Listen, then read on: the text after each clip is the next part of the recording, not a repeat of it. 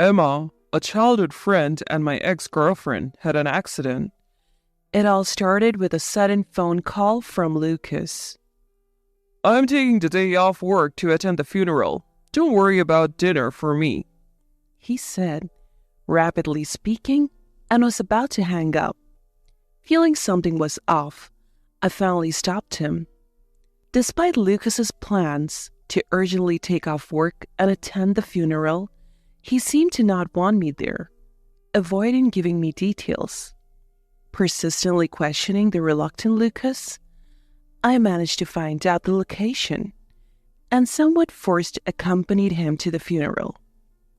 There, I witnessed something unbelievable. That's why I told you not to come. I didn't want to hurt Ava. Despite being hurt by him, those were Lucas's words. Filled with confusion and disappointment at being betrayed by my only partner, I was at a loss for words. But I couldn't let Lucas have his way with the situation. I decided to take a stand against Lucas. I'm Ava, turning 37 this year, a housewife living an ordinary life with my kind albeit timid husband Lucas. Our life changed drastically due to a lie Lucas persistently told. That lie, born out of Lucas's personality, not only affected our marriage but also led to an unbelievable incident involving many people. Thinking back, there was a time when Lucas seemed a bit off for a few days. I thought he was ill and asked him, but he always said, It's nothing. Yet Lucas appeared anxious and often spent the day looking at his mobile phone. Is there really nothing wrong? It's fine. I'm just busy with work, that's all. Do you have some work waiting for a response? Yeah, something like that. Since he said that, I didn't push any further. The strangest Lucas ever acted was after receiving a phone call from his company. Ava, what are you doing? Just got back from shopping. Actually, I got a call saying Emma, a childhood friend, and my ex-girlfriend died in an accident. He told me it was about attending the funeral of a woman who was his childhood friend. Shocked by the sudden news, I felt something was off when Lucas, speaking rapidly, was about to hang up the phone, so I stopped him. The situation is too sudden to understand, but shouldn't I go with you? It's okay. She was an old friend, Ava. You don't have to come. But what about you going alone? Can you at least tell me where it is? Despite his plans to urgently take off work and attend the funeral, Lucas didn't want me there and avoided giving details. Still, thinking I should go if she was an important friend of my husband.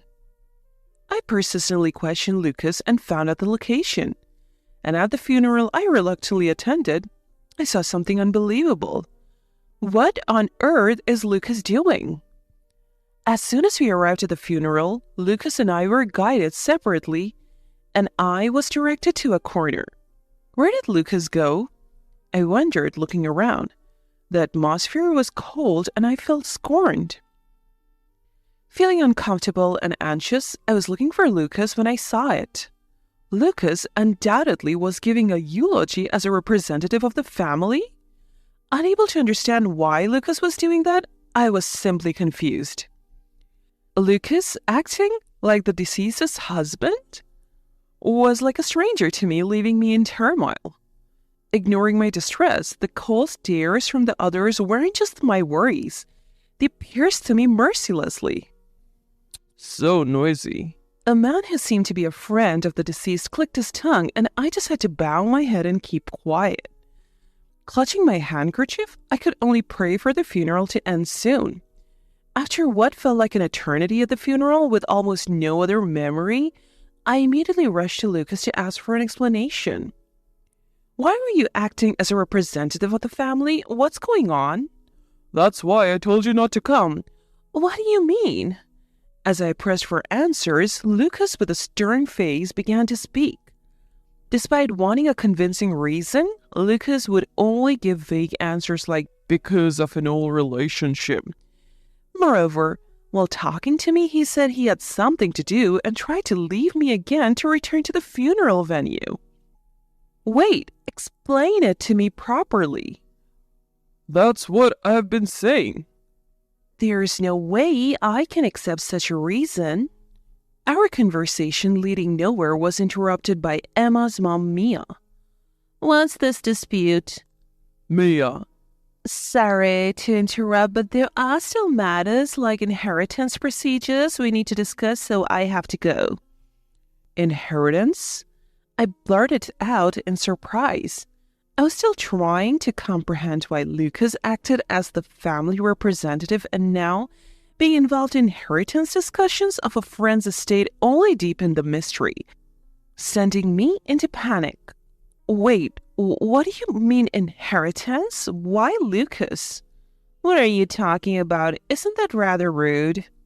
I'm sorry, but why is my husband handling the inheritance procedures? What are you talking about? Mia looked at me confused, but then exclaimed something. As if she had understood something, she mocked me and dismissed me with a cold voice. So, that's how it is. Lucas will inherit our daughter's estate. But what does that mean? I'm saying it won't be given to you. That's not what I'm asking. Despite my attempts to understand the situation from Mia, our conversation hardly made sense and she just took Lucas away. Being treated so coldly by someone I had never spoken to, I was left standing there dazed. It was Lucas and Emma's friends, who I saw earlier at the funeral, who snapped me back to reality. Trying to go after Lucas and even the inheritance? How greedy can you be? I'm not after the inheritance. What on earth is going on? They too, like Mia, looked at me coldly. The attitude of these strangers, whom I had never interacted with, made me wonder if I had unknowingly done something wrong. Unable to stand their words, I asked for an explanation, and from their mouths I learned something unbelievable. What on earth is happening? Despite being strangers, they approached me with scorn and revealed Lucas's terrible lie.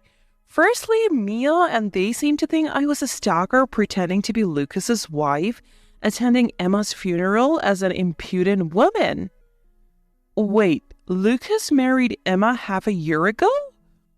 Yeah, they couldn't live together because of you. You have been clinging to Lucas, haven't you? According to them, Emma and Lucas were supposedly married for about half a year, but they couldn't live together because of me, a stalker, causing trouble for Emma?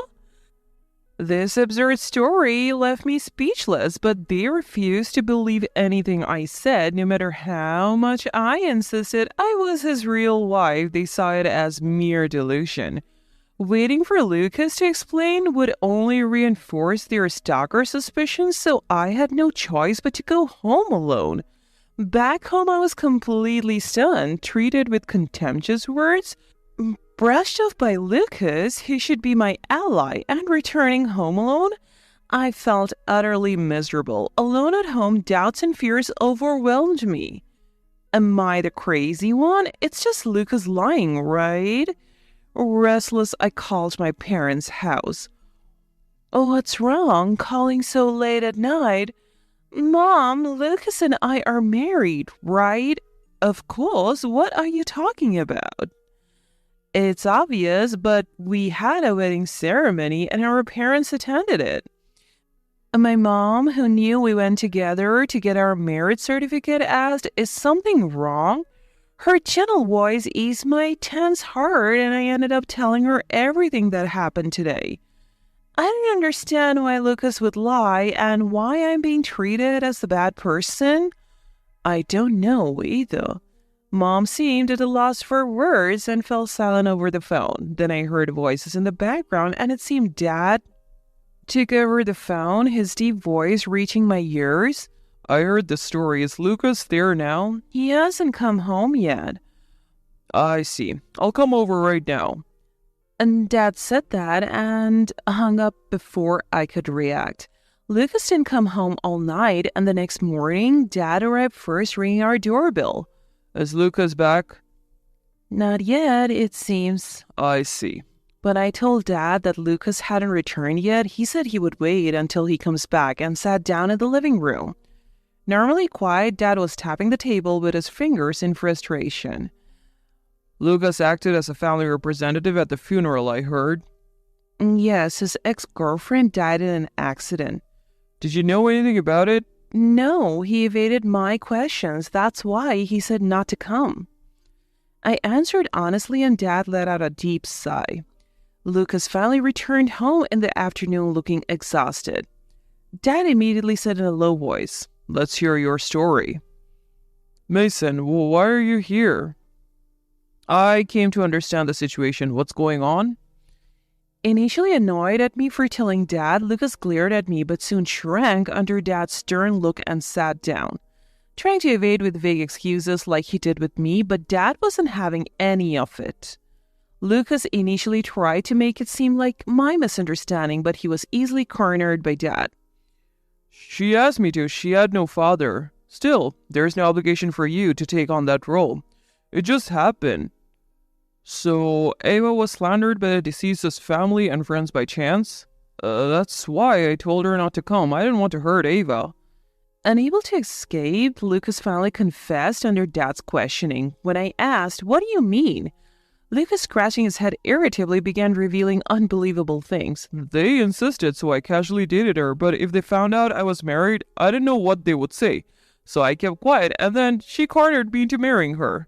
What are you saying? Do you realize what you're saying? "I do, but I couldn't just say it was all a lie now."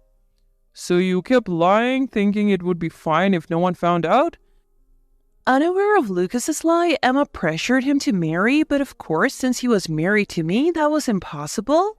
If Lucas had confessed earlier, it would have been better, but he got trapped in his own lies and tried to make me the villain to continue his deception. "I thought I could cover it up by making Ava out as my stalker." How could it come to that? First by Emma and Mia to even write a marriage registration when Lucas felt trapped with no way out, he fabricated me as a stalker. He lied about handling the marriage certificate himself and kept postponing the wedding with the excuse of waiting until our issues were resolved. Lucas's clumsy lie couldn't last long, but with Emma's death, he couldn't back out and ended up acting as a representative for the family at the funeral. "That's why I thought if I just got through this funeral, I'd be free from Emma and everything would end peacefully without anyone getting hurt. But then Ava had to insist on coming to the funeral." Are you serious? "Yeah, Ava wouldn't have been hurt if she hadn't known." It sounded like a child's excuse. With his lips pursed in dissatisfaction, Lucas continued to complain, oblivious to Dad's growing anger sitting next to him. His attitude of blaming me, saying if Ava had just kept quiet, was so ridiculous that I started to laugh. "What's so funny?" "I didn't know I was your stalker." Dad patted my back, thinking I had lost my mind. Lucas looked at me with furrowed brows and a worried expression. I continued laughing. "You came home to a stalker's house, ate the food a stalker made, and bathed in a stalker's prepared bath?"